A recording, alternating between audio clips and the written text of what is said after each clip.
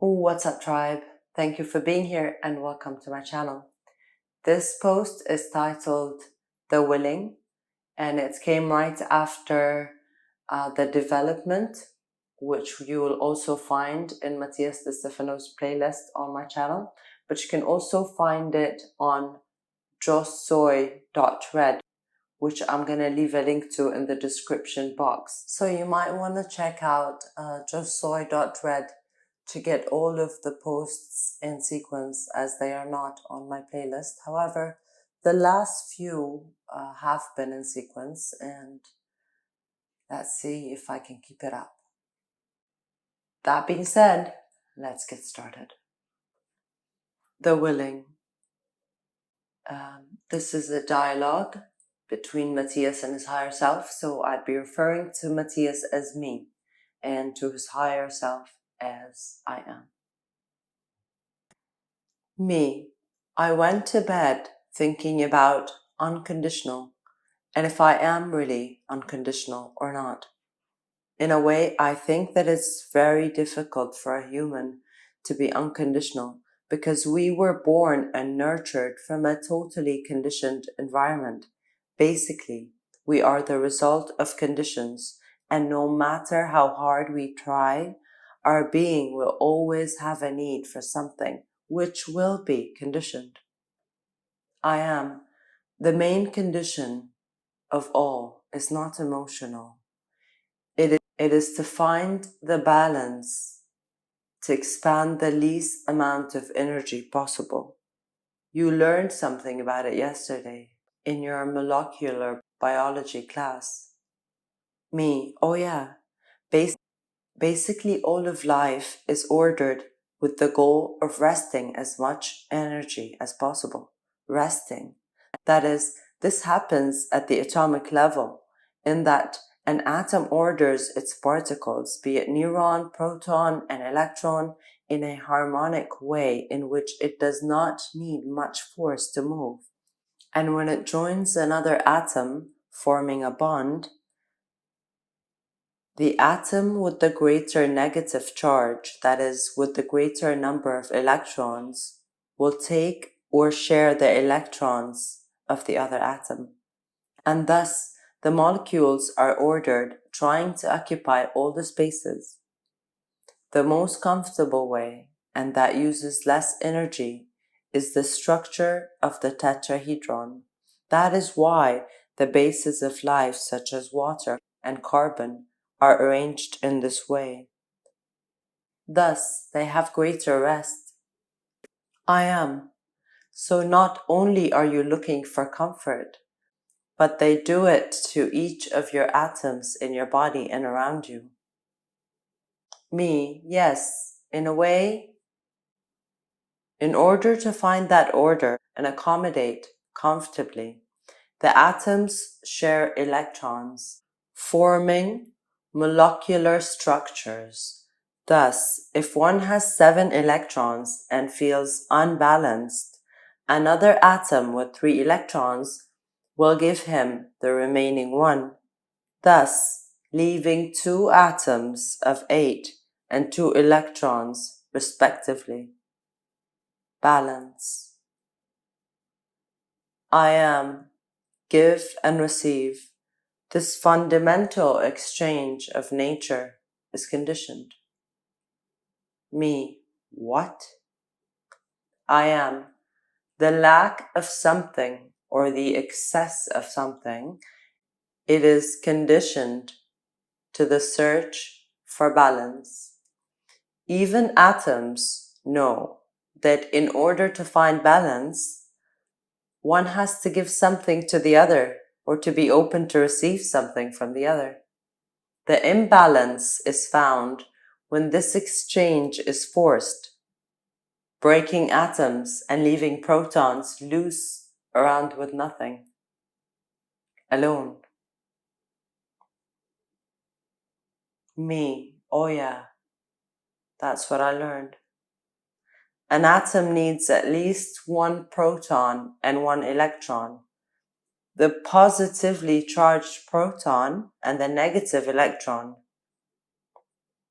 The latter revolves around the proton like a planet around the sun. Hydrogen, for example, has a proton and an electron, and it is normal for it to be attached to other atoms since it only has one thing to give. But if the other atom, instead of sharing, rips it off, the proton is left alone. I am. And what would happen? Me. Well, the more protons loose, the compound becomes more acidic. The more acidic it becomes, the more harmful it is to life, causing death. Tina explained to me that this is what is called the pH of a compound, food, or cell. I am. Now then, think that hydrogen atom and the carbon atom are people, and we will call them Maria and Jose. Maria has a beautiful, sensitive heart and an attribute that is her voice. She has a beautiful voice and a perfect eloquence when communicating. One electron, which when Jose heard her speak, he immediately fell in love with her because Jose does not have a powerful voice, but he does have other attributes which attract Maria. Jose is intelligent, strong, protective, enterprising, studious, and a good reader. 6 electrons. But he has a very conflictive heart because he cannot find what he really wants in life. Maria sees in Jose someone who can protect her sensitive heart and who gives interesting content to her ability to communicate. And Jose sees in Maria the ability to eloquently share, something that he needs, because everything he knows is hidden behind his complexes, shyness, and disorganization. Thus, separately, they feel lost, desperate in a stressful search, until suddenly the spark occurs and they fall in love. Feel the attraction of their attributes, and the potentials and needs of each come together to create life. From their union, a project or a child will emerge, the basis of organic life, and they will encourage everyone else to fall in love, also creating a huge life-creating society. The story is the same for 2 humans as it is for 2 atoms. They both have something to give and something they need, and when those needs are met, they come together. Now, it's not always like that. It may happen that instead of Jose falling in love with Maria and seeking to join him, he simply chooses to take advantage of her ability and use it to his advantage, taking in this way her ability to communicate, making it his own, and abandoning the sensitive heart of Maria, who, devastated, finds herself alone and without a voice, entering a deep depression that leads her to live a toxic life. Me. When we talk about couples or toxic relationships, it is the same as talking about atoms that steal capacities, electrons stealing potentials from each other, using others, destroying them to the point that the pH goes through the roof, acidifying the relationship, the environment. People are just an agglomeration of atoms. Why would they act differently? By becoming more complex, We have turned the energy of electrons into emotions. We have converted the positive and negative charges of the particles into potentials and art. We have turned the exchange of electrons between molecules into social economy and romanticism. We have turned the concept of molecular chain into society. We have transformed the atomic balance into ethics and morality. We have turned the search for electrons into the search for happiness and stability. And we have converted an atomic charge into needs and wills. Thus, the union between atoms. We call it love. Me. Wow. It's both incredible and frivolous to see it like this. I am. It's not frivolous. Not at all. That is an emotional and romantic vision from the human paternalistic or matriarchal perspective. Actually, it is beautiful. It's the beauty that unites the logic of the micro and the macrocosmos. I think there's a typo here, but let's just go with it. What I'm going with this explanation is that from the base of life, in the atoms and their particles, the conditions exist. It is not a human invention. It is the process of nature. We all look for something in others that we do not have, and we all have something that others need. Here, the unconscious will seek to appropriate that which it seeks and which is in others, while the conscious will seek to share in balance, respecting that what the other gives me is alone, not a property.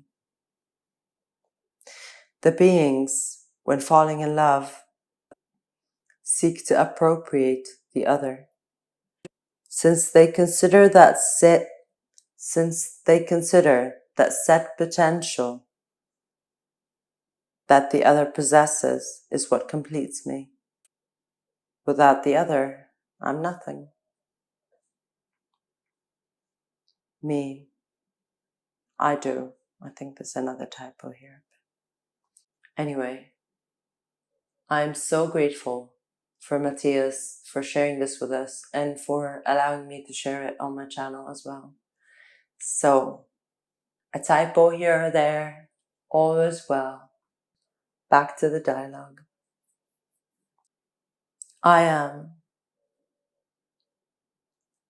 And if the lack of the other implies a void in me, then when it disappears, I will look for things that fill that void that it has left.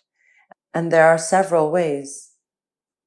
The normal thing is to look for other hydrogen atoms. Me, how would that be? I am. Have you not noticed that when a person leaves a relationship with someone, they tend to look for people very similar to the previous one to relate to?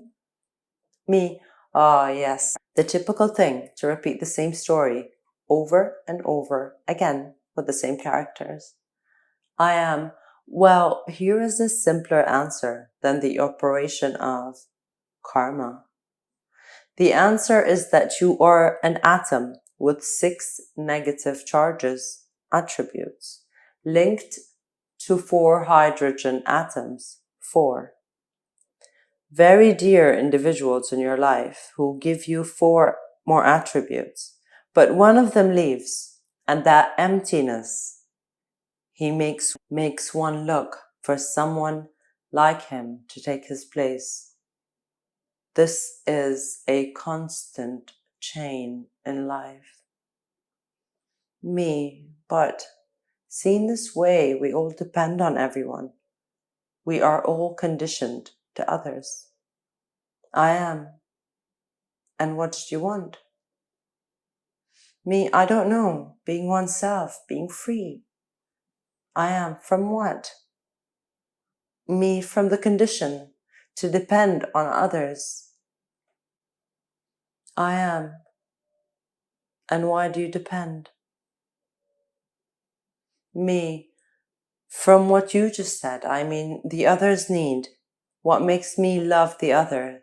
It's just a matter of filling in spaces. What is the use, then, of all that we talk and learn about being oneself, about finding inner potential? I am. Tell me, a carbon atom that is alone, can it create life? Me, I do not. I am. So, being you alone, do you think you'll get anywhere? Me, no. I need all potentials of life. I am, because here is something you must understand and discern. I ask, the freedom you seek and the development potential of your being, is it based on whose theories? Is it your vision of spirituality based on freedom from the ideas of the French Revolution? Or are they more of the Plato myth of the cave type? Or maybe they relate more to Adam Smith and his capitalist economic freedom. Are you an anthropocentric like Ptolemy, or a heliocentric like Copernicus? I wouldn't want to be Matty there. Me. Of what questions? I don't know. That is to say, now that you put it like that, of course, we usually base spirituality.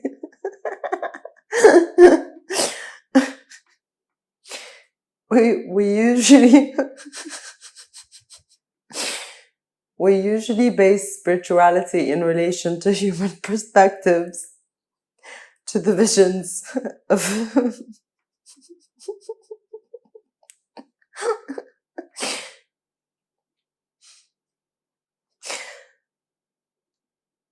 to visions of hysterical facts. When we talk about being free or discovering inner power, we inevitably continue to think that I am individual. But I am, but you are not. At the same time that you are. Tell me, when you see water, do you see each of its atoms? Are you counting the hydrogen and oxygens? Or do you just say, water? Me, water. I am. In the same way that when you see the earth, you say humanity, and you don't mention the 8 billion, right? Because you recognize that humans are a single being and individuals are their atoms, with their needs, with their links to each other, functioning harmoniously and organically, all seeking to find balance between what they have and what they need. In this way, you will be able to understand that the great desires of humanity come from seeing themselves separated, from being themselves separate individuals. Actually, it is not. That each atom possesses what another needs does not make them live separate lives, but makes them recognize that no matter where they are in the world, those other parts will be within the whole. Even if they are not with me, they are part of me. When we talk about recognizing potential, me, that is, not to think that each individual is almighty, but to see ourselves as a joint organism in which each one has something to contribute. There is our potential. That is to use for who I am. And if I do, I discover the ability to create as a whole, as what we are, all in unity.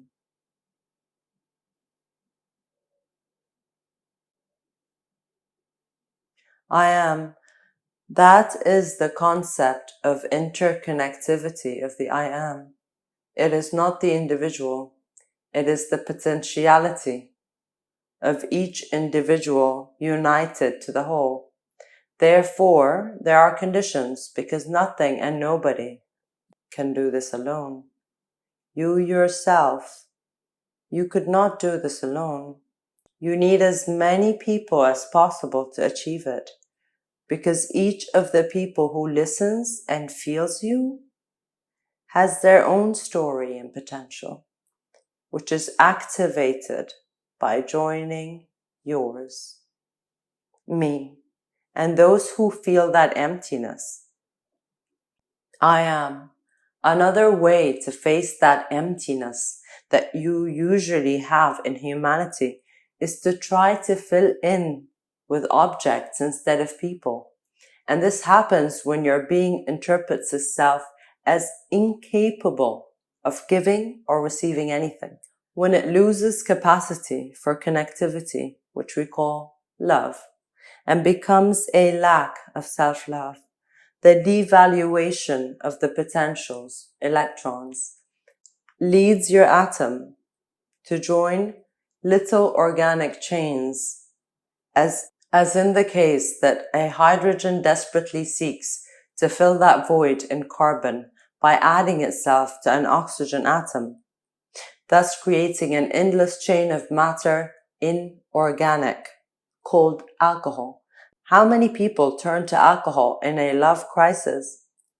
Does this answer seem very atomic to you? Basic.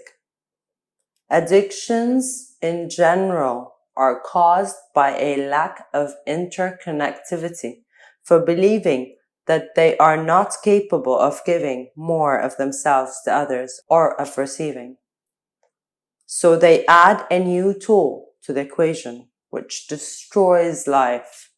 Addictions to drugs, food, shopping, all seek to fill a void instead of exalting what is possessed. The focus is on what is lacking. If you shine as little as you have, what you need will come to you. Law of attraction, it's not based on wishing, it's based on being. Me. The lack of love is what damages our being, which in our body is the plexus, that is, the pancreas. I am sure any disease in the pancreas refers to a lack of love, or the ability to nourish oneself, to give value to one's own, of being unable to connect to others. Pancreatitis, if I'm saying that right. Pancreatic cancer, diabetes, all of them, in their variants, will talk about the needs and deficiencies. Well, it is the pancreas that generates glucose, the fundamental basis of the body's nutrition, of making it feel complete, vital, with the resources to act and be yourself. Me, I remember that they explained to me once that people with depression or lack of love usually seek to eat a lot of chocolate, very sweet things, because they lack sweetness in their lives. Love. I am like your grandfather. Me, yes, lack of love from his family led him to the void since childhood, making him diabetic, something hereditary. When it comes to a family that has experienced the lack of love, generation after generation. I am. And how are you doing? Me. Well, a lot of chocolate, really. When I was thinking about emptiness last night, I realized that I love that person that I love so much because I really had something that no other person achieved. Filled that empty part of me. In my heart, that strength that made me feel that I was complete, like two atoms, hydrogen and carbon, that can create life. But when the other atom passed behind and snatched it away, the lack of its electron left that void in me, which is the only one that I still cannot fill. I am. You don't have to fill it out. Me. But it's the chain, right? I am. Willing is the problem. Me. In what way? I am. When you feel love and you feel full, everything is in balance, like atoms. Particles relax, using the least amount of energy possible. The resonant stability is called harmony. And by losing a part, dissonance is created, hence chaos. Thus, fullness becomes necessity and love becomes willing. I want to feel what I felt. I love him, her. I want to fulfill my mission, purpose. I want to be free, etc. And wanting leads us to accept whatever is in the way in order to fill the void. Then wanting becomes an addiction. The search to cover the void does not allow us to see what is around it, our potentials. All beings have a void inside us. The mistake is to want to fill it. The void is shared, not filled. The void is what reminds us that we are part of a whole.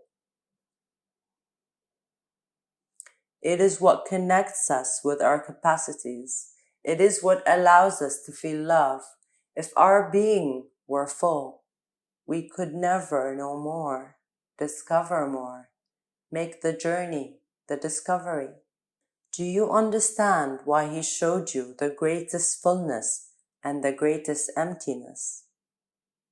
Not for you to fill it with a narcissistic love that we call love yourself in its absence, but for you to discover that you can do much more, feel much more, expand, grow, expand and love much more than you think. Self-love. Self-love is discovered in the consciousness of what I am capable of from my emptiness. We are all united. No one leaves or disappears. They only find themselves somewhere else. And by looking for them, you find more of your abilities. Me, I was speechless. I am. Finally, a little silence is good. Me, ... I am ... Me. So what is unconditional? I am. Do you know this feeling that you get when you search for information on a topic on the internet and suddenly there are 1,050 No, I don't even know how to read that number. There are 150,372 articles and pages, of which you read 7 or 8, and you are already saturated with information. Me, yes, the evil of this time, the over-information. I am. When you see that there are millions of perspectives on a single topic, you realize that there is not one truth, but millions of different views. So you stop searching for the truth and start drawing on each other's perspectives to create that truth. Instead of looking for the love of your life, you find love in several throughout your life. Instead of buying an encyclopedia, you go to the library and read different books. Instead of studying for a university degree, you travel the world doing courses. You stop looking for a truth because I recognize that nobody's right, but everyone can nurture that truth and enrich my vision of it. Me, I stop waiting for a person to fill my gaps, and I nourish myself with what others have to give me, and I to give them. I am. At that moment, you free yourself from the concept of the condition, and you become unconditional. Not when you remove the conditions, but when you accept them all without chaining yourself to any. Therefore, the emptiness that many feel is the key to unconditional. Because without emptiness, you would not be free in the search for more perspectives.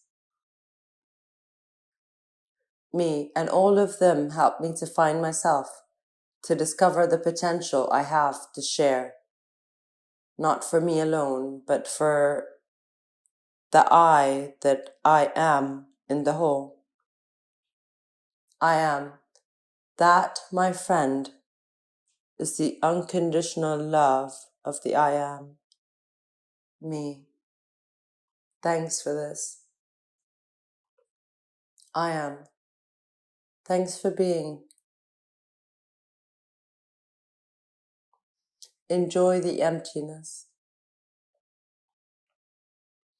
And don't fear loving.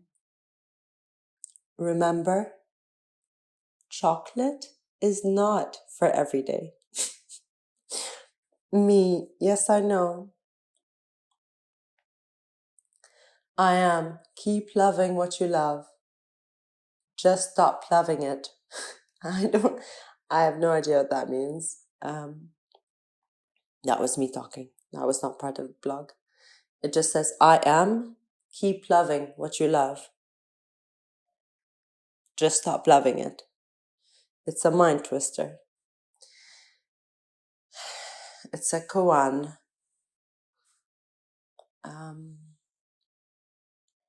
So, back to the blog. Me. I love him, and so I love myself.